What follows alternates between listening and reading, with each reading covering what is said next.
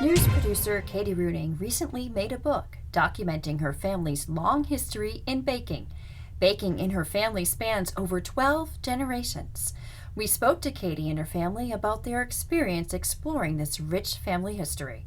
I was in a bookmaking class, and I knew I wanted to put together all of the recipes that were famous in the bakery. So I thought it was a great way to archive kind of the moment where my dad and I went through the recipes together at Thanksgiving and kind of pulled them out and read them together and kind of just discovered this piece of history from my grandfather, my great-grandfather, when he owned the bakery. When we go out to dinner or something in town, people who will come in to visit come back to visit their families, or some of the people that have been living there, they see us out, and somehow the conversation comes around to the bakery.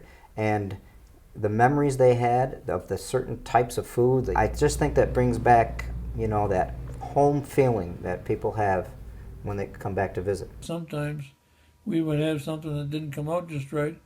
We'd either junk it or give it away to somebody to feed their pigs or hogs or something. But we wouldn't sell anything that we weren't proud of. And we had a good reputation in Wellsville of having the best in the baked goods. Our bakery was, for me, like a little candy shop. It was like a place to go and have fun. And I knew my grandfather did it, and I knew my dad and my uncle were working there.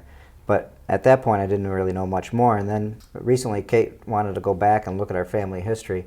And as we did that, we discovered that, oh my Lord, there's more and more bakers the further back we look. So I didn't realize that we had so many bakers in the family. How has it been for you to kind of share in this experience and discovering and really documenting and digging and finding out more about this with your daughter, Katie? Well, it's not only with Kate, it's with my dad too, that when we sit around, like she was mentioning about Thanksgiving, and we're sitting there looking back through these, very fragile recipes that still have flour on them from the bakery.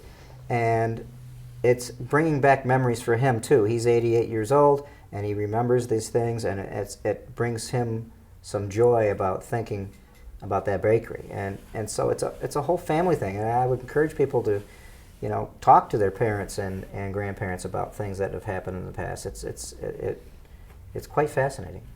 Anything else about this, journey that you've gone on that, you kind of learned about yourself or your family? I think it kind of just made everything feel closer in a way, that even though the span of the history is 300 years, there's actually only about 8 bakers. So it kind of just makes it feel smaller, make me feel more connected to them. I'm Brenda Mahoney for Arlington Public News.